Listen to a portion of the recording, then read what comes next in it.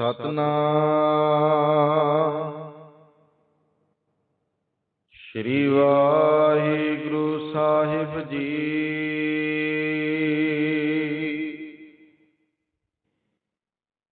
श्लोक महला तीजा।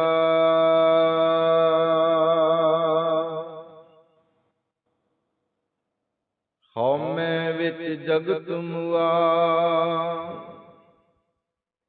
मर्दो मर्दा जाई।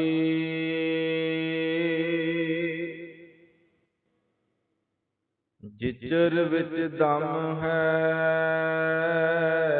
तिचर ना चेतई। की करीग अगे जाई।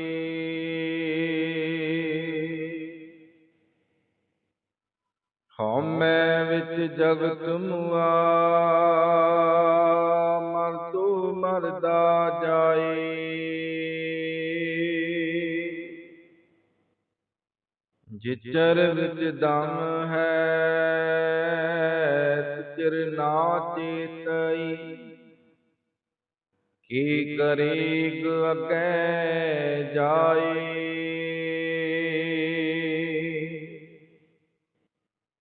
ज्ञानी होई सो चेतन होई, अज्ञानी अंध कमाई।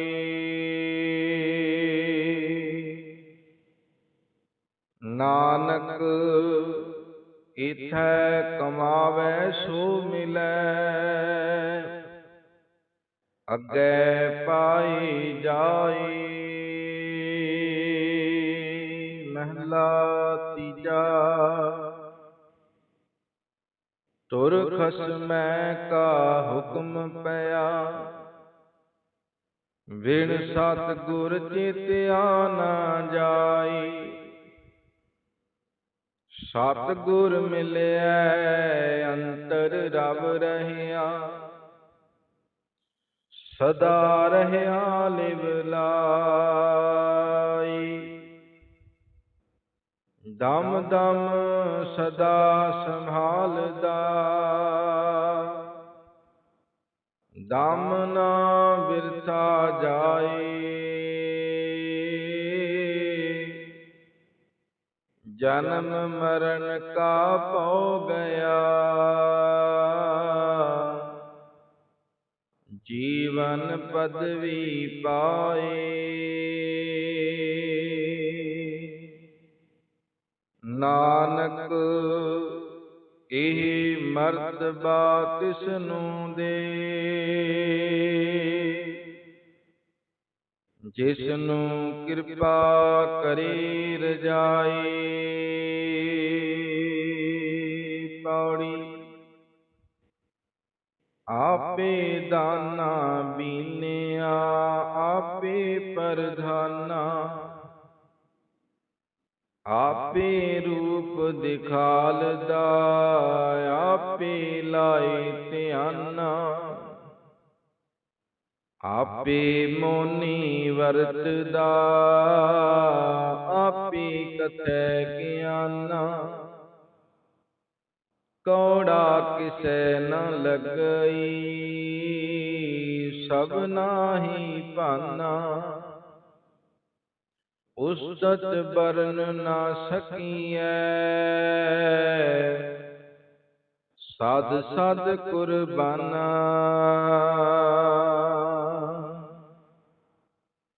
कौड़ा किसै ना लगई, सब नाही भाना।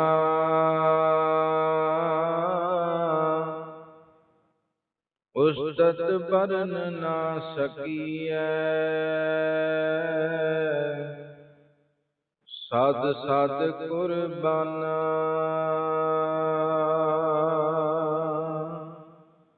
वाहिगुरु जी का खालसा, वाहिगुरु जी की फतेह। जुगो जुग अटल चवर शत तख्त दे मालक, ਸਤਿਗੁਰੂ ਗੁਰੂ ਗ੍ਰੰਥ ਸਾਹਿਬ ਮਹਾਰਾਜ ਤਿਨਾਂ ਦੀ ਪਾਵਨ ਪਵਿੱਤਰ ਹਜ਼ੂਰੀ ਅੰਦਰ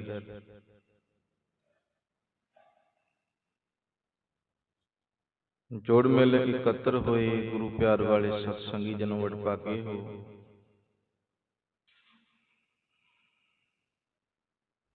ਮਾਲਕ ਦੀ ਚਰਨ ਸ਼ਰਨ ਦੇ ਵਿੱਚ ਬੈਠ ਕੇ ਜਿੱਥੇ ਆਪਾਂ ਇਸ ਦਿਨ ਦੀ ਸ਼ੁਰੂਆਤ ਕੀਤੀ ਹੈ,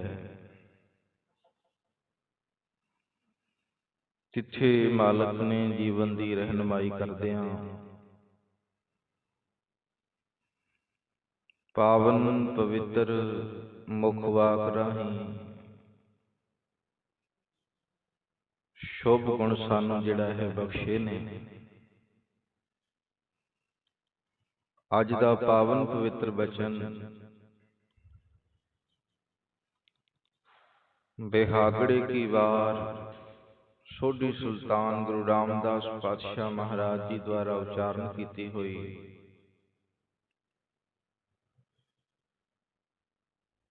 ਤੇ ਇਸ ਵਿੱਚੋਂ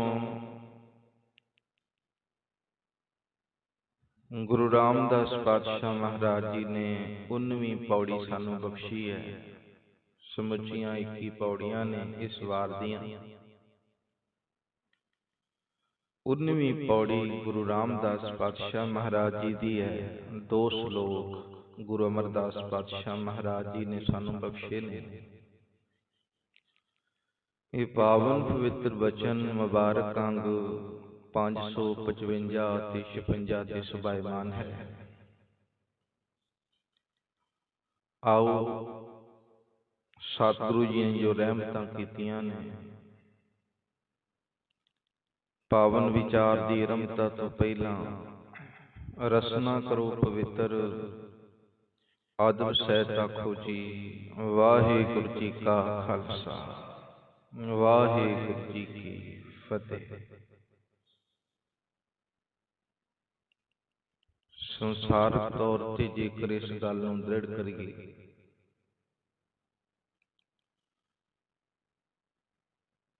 ਸਾਡੇ ਜੀਵਨ ਦੀ ਸ਼ੁਰੂਆਤ ਹੀ ਮੈਂ ਤੋਂ ਹੋ ਜਾਂਦੀ ਹੈ। ਮੈਂ ਮੇਰੀ ਤੋਂ।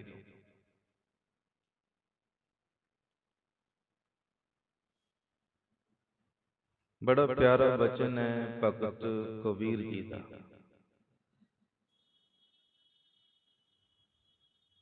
ਭਗਤ ਜੀ ਕਹਿਣ ਲੱਗੇ, ਹਾਲੇ ਬੱਚਾ ਜਿਹੜਾ ਹੈ ਮਾਂ ਦੇ ਗਰਭ ਵਿੱਚ ਹੀ ਹੈ।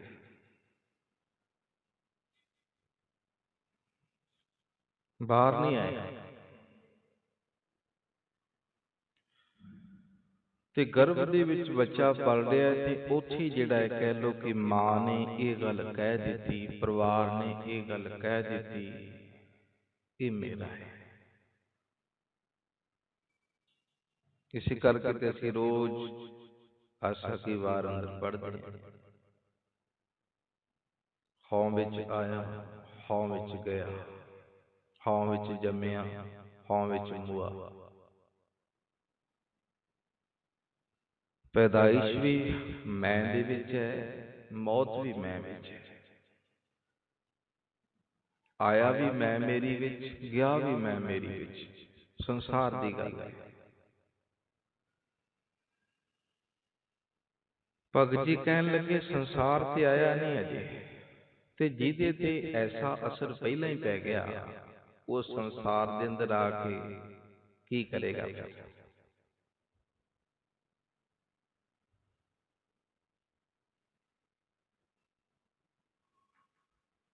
ਮਾਲਕ ਦੇ ਜੀਵਨ ਦੇ ਵਿੱਚੋਂ ਜਦੋਂ ਆਪਾਂ ਇਤਿਹਾਸਕ ਕੁਝ ਘਟਨਾਵਾਂ ਆਪਣੇ ਸਾਹਮਣੇ ਲੈਂਦੇ ਹਾਂ, ਬਾਬਾ ਗੁਰਦਿੱਤਾ ਜੀ, ਤਿਨਾਂ ਦੇ ਘਰੋਂ ਤਿਨਾਂ ਦੀ ਸੁਪਤਨੀ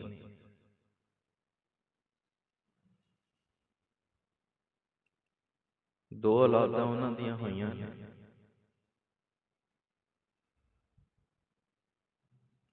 ਇੱਕ ਰੱਬ ਦੇ ਨਾਲ ਰੰਗੀ ਹੋਈ ਰੂਹ ਹੈ, ਦੂਸਰੇ ਪਾਸੇ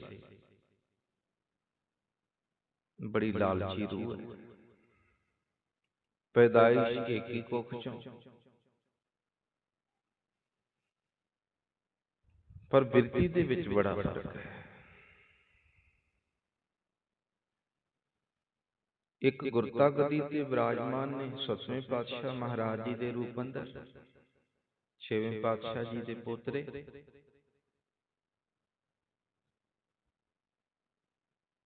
ते दूसरे पासे असल दे विच धीरमल वर्गे बड़ी लालची बिरती हुई।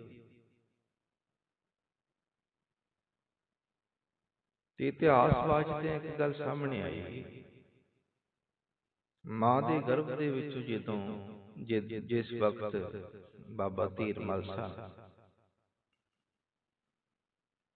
कुछ लालच आया सी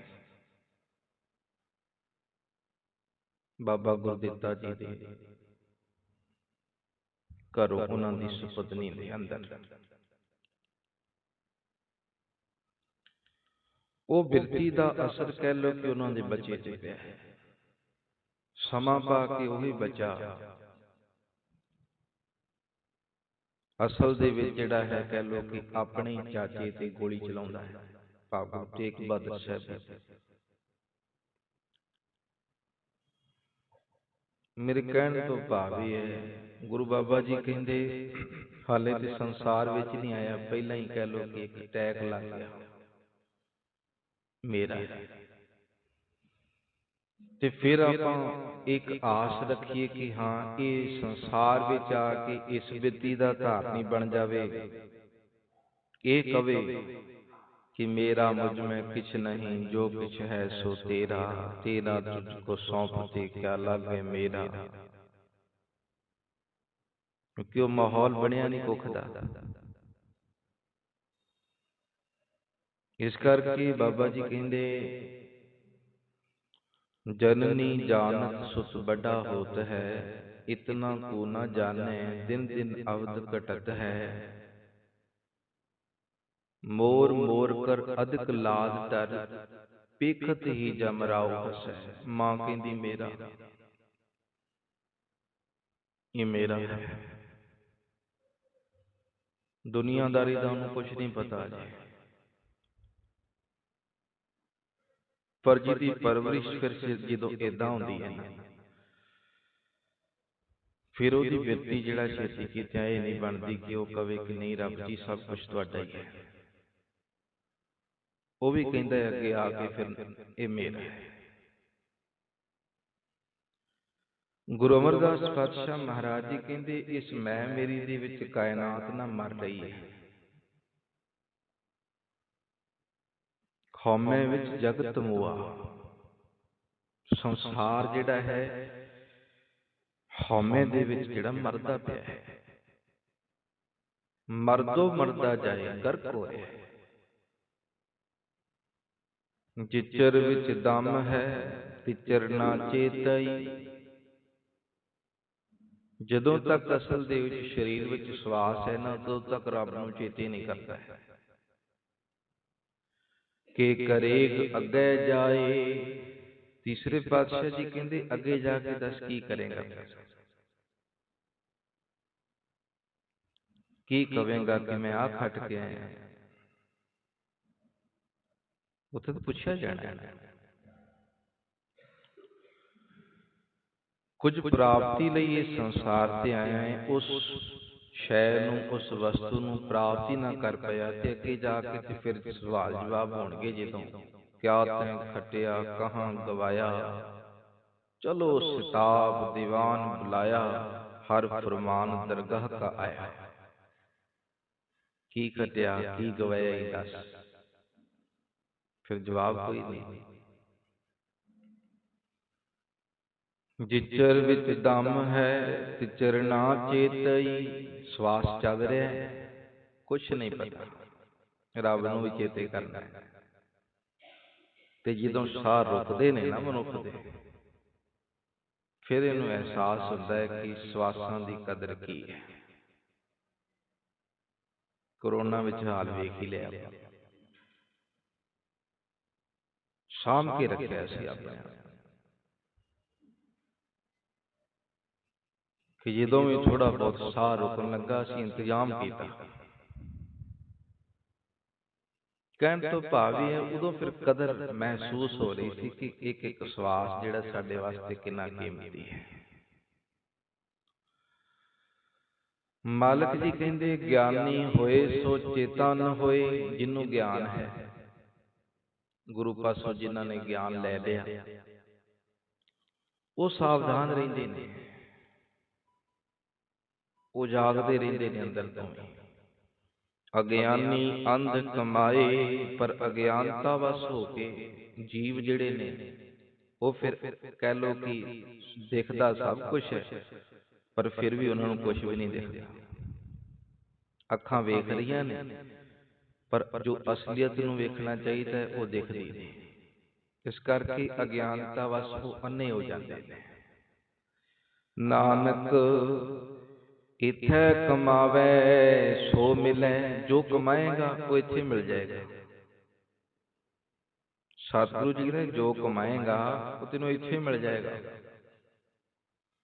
ਅੱਗੇ ਪਾਏ ਜਾਏ, ਅਗਾਮੀ ਫਿਰ ਜਿਹੜਾ ਹੈ ਜੋ ਇੱਥੇ ਕਰਮ ਕੀਤਾ ਉਹ ਅੱਗੇ ਜਾਏਗਾ, ਫਲ ਇੱਥੇ ਮਿਲ ਜਾਣਾ, ਪਰ ਉਹ ਚੀਜ਼ ਫਿਰ ਤੇਰੇ ਨਾਲ ਤੋੜ ਡਿੱਬਦੀ ਹੈ। ਤੇ ਸਤਿਗੁਰੂ ਜੀ ਕਹਿਣ ਲੱਗੇ ਇਸ ਲਈ ਜਿਹੜਾ ਹੈ ਜੋ ਕਮਾ ਰਿਹਾ, ਚੰਗਾ ਕਮਾਉਣਾ ਹੈ ਕਿ ਮਾੜਾ ਕਮਾਉਣਾ ਹੈ, ਤੇ ਉਹ ਤੇ ਮਾਲਕ ਨੇ ਮੱਤ ਬਖਸ਼ੀ ਹੈ, ਸੋਝੀ ਬਖਸ਼ੀ ਹੈ, ਬੁੱਧ ਬਖਸ਼ੀ ਹੈ, ਸਿਆਣਪ ਹੈ ਇਨਸਾਨ ਦੇ ਕੋਲ। ਤੇ ਸਤਿਗੁਰੂ ਜੀ ਕਹਿੰਦੇ ਜੋ ਕਮਾਏਗਾ ਉਹ ਮਿਲ ਜਾਏਗਾ। ਫਿਰ ਮਹਿਲਾ ਤੀਜਾ, ਧੁਰ ਖਸਮੈ ਕਾ ਹੁਕਮ ਪਿਆ, ਬਿਨ ਸਤਿਗੁਰ ਚੇਤਿਆ ਨਾ ਜਾਏ। ਧੁਰ ਤੋਂ ਪਰਮਾਤਮਾ ਦਾ ਇੱਕ ਨਿਯਮ ਬਣਿਆ ਹੋਇਆ ਹੈ ਕਿ ਗੁਰੂ ਤੋਂ ਬਿਨਾਂ ਰੱਬ ਨੂੰ ਨਹੀਂ ਸਿਮਰਿਆ ਜਾ ਸਕਦਾ। ਇਸ ਲਈ ਗੁਰੂ ਦਾ ਜ਼ਿੰਦਗੀ ਵਿੱਚ ਹੋਣਾ ਜ਼ਰੂਰੀ ਹੈ। ਗੁਰੂ ਤੋਂ ਬਗੈਰ ਅਸੀਂ ਪਰਮਾਤਮਾ ਦਾ ਸਿਮਰਨ ਕਰ ਨਹੀਂ ਸਕਦੇ। ਸਤਿਗੁਰ ਮਿਲਿਆ ਅੰਤਰ ਰਵ ਰਹਿਆ, ਸਦਾ ਰਹਿਆ ਲਿਵ ਲਾਏ। ਜਦੋਂ ਗੁਰੂ ਮਿਲਦਾ ਹੈ ਤੇ ਅੰਦਰ ਵਸਦਾ ਪਰਮਾਤਮਾ ਸਾਨੂੰ ਨਜ਼ਰ ਆ ਜਾਂਦਾ ਹੈ। ਫਿਰ ਸੁੱਧ ਜੁੜ ਜਾਂਦੀ ਹੈ ਰੱਬ ਦੇ ਵਿੱਚ। ਫਿਰ ਮਨੁੱਖ ਦੀ ਅਵਸਥਾ ਬਣਦੀ ਹੈ ਕਿ ਦਮ ਦਮ ਸਦਾ ਸੰਭਾਲਦਾ, ਦਮ ਨਾ ਬਿਰਥਾ ਜਾਏ। ਇੱਕ ਇੱਕ ਸਵਾਸ ਫਿਰ ਰੱਬ ਨੂੰ ਸੰਭਾਲਦਾ ਹੈ। ਸੰਭਾਲਣ ਤੋਂ ਭਾਵ ਯਾਦ ਕਰਦਾ ਹੈ। ਇਹਦਾ ਯਤਨ ਹੁੰਦਾ ਹੈ ਫਿਰ ਜੀਵ ਦਾ ਕਿ ਮੈਂ ਇੱਕ ਵੀ ਸਵਾਸ ਜਿਹੜਾ ਹੈ ਵਿਅਰਥ ਨਾ ਗਵਾਵਾਂ, ਕਿਉਂਕਿ ਗੁਰੂ ਦੇ ਮਿਲਿਆ ਇਹ ਸੋਝੀ ਹੋ ਗਈ ਕਿ ਜੀਵਨ ਦੀ ਕਦਰ, ਇਹ ਮਨੁੱਖਾ ਦੇਹੀ ਦੀ ਕਦਰ ਕੀ ਹੈ, ਇੱਕ ਇੱਕ ਸਵਾਸ ਦੀ ਕੀਮਤ ਕੀ ਹੈ, ਗੁਰੂ ਨੇ ਦੱਸ ਦਿੱਤਾ। ਜਨਮ ਮਰਨ ਕਾ ਭਉ ਗਿਆ, ਆਵਾਗਮਨ ਦਾ ਜਿਹੜਾ ਡਰ ਸੀ ਮਨੁੱਖ ਨੂੰ ਸਤਾਉਂਦਾ ਸੀ ਉਹ ਵੀ ਖਤਮ ਹੋ ਗਿਆ ਗੁਰੂ ਦੀ ਕਿਰਪਾ ਨਾਲ। ਜੀਵਨ ਪਦਵੀ ਪਾਏ, ਉੱਚਾ ਰੁਤਬਾ ਪ੍ਰਾਪਤ ਹੋ ਗਿਆ। ਜਿਹੜਾ ਮਨੋਰਥ ਲੈ ਕੇ ਆਇਆ ਸੀ ਸੰਸਾਰ ਦੇ ਅੰਦਰ, ਜਦੋਂ ਪੂਰਾ ਹੋਇਆ ਗੁਰੂ ਦੀ ਕਿਰਪਾ ਨਾਲ, ਫਿਰ ਉੱਚਾ ਦਰਜਾ ਮਿਲ ਗਿਆ, ਆਤਮਿਕ ਜੀਵਨ ਦੀ ਸੂਝ ਮਿਲ ਗਈ ਗੁਰੂ ਪਾਸੋਂ। ਨਾਨਕ ਇਹ ਮਰਤਬਾ ਤਿਸ ਨੂੰ ਦੇ, ਮਰਤਬਾ ਦਾ ਅਰਥ ਹੈ ਪਦਵੀ, ਰੁਤਬਾ।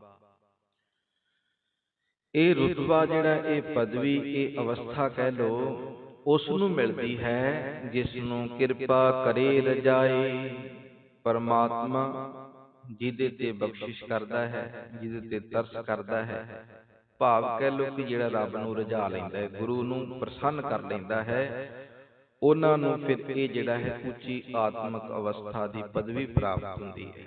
ਪੌੜੀ ਆਪੇ ਦਾਨਾ ਬੀਨਿਆ, ਦਾਨਾ ਦਾ ਅਰਥ ਸਿਆਣਾ, ਬੀਨਿਆ ਦਾ ਅਰਥ ਕਹਿ ਲੋ ਕਿ ਸੂਝਵਾਨ, ਚਤੁਰ। ਆਪੇ ਪ੍ਰਧਾਨਾ, ਆਗੂ ਵੀ ਹੈ ਪਰਮਾਤਮਾ, ਸਿਆਣਾ ਵੀ ਹੈ, ਸੂਝਵਾਨ ਵੀ ਹੈ, ਸਿਆਣਪ ਵੀ ਬੇਅੰਤ ਹੈ, ਸਾਰਿਆਂ ਦਾ ਆਗੂ ਹੈ। ਆਪੇ ਰੂਪ ਦਿਖਾਲਦਾ, ਆਪੇ ਲਾਏ ਧਿਆਨਾ, ਸਾਰਿਆਂ ਦੇ ਵਿੱਚ ਬੈਠਾ ਹੋਇਆ, ਸਾਰਿਆਂ ਨੂੰ ਜਿਹੜਾ ਅਸਲ ਦੇ ਵਿੱਚ ਪਾਲ ਵੀ ਰਿਹਾ ਹੈ। ਤੇ ਪਰਮਾਤਮਾ ਦਾ ਸਰੂਪ ਜਿਹੜਾ ਕਹਿ ਲੋ ਕੁੱਲ ਕਾਇਨਾਤ ਅੰਦਰ ਵਸਿਆ ਹੋਇਆ ਹੈ। ਉਹ ਦ੍ਰਿਸ਼ਟੀ ਜਿਹੜਾ ਹੈ ਸਾਡੀ ਗੁਰੂ ਦੀ ਕਿਰਪਾ ਨਾਲ ਵੈਸੀ ਹੋ ਜਾਵੇ ਤੇ ਸ੍ਰਿਸ਼ਟੀ ਵੀ ਜਿਹੜਾ ਹੈ ਉਸੇ ਪ੍ਰਕਾਰ ਨਜ਼ਰ ਆਉਣ ਲੱਗ ਪਏਗੀ। ਅੰਦਰ ਰੱਬ ਦਿਖ ਗਿਆ ਤੇ ਇਹੋ ਹੀ ਨਜ਼ਰਾਂ ਫਿਰ ਕਾਇਨਾਤ ਵਿੱਚ ਰੱਬ ਨੂੰ ਵੇਖਣਗੀਆਂ। ਫਿਰ ਇਨਸਾਨ ਪਰਮਾਤਮਾ ਦਾ ਸਰੂਪ ਕੁਦਰਤ ਦੇ ਵਿੱਚ ਵੇਖਦਾ ਹੋਇਆ ਉਹਦੇ ਵਿੱਚ ਧਿਆਨ ਲਾਉਂਦਾ ਹੈ।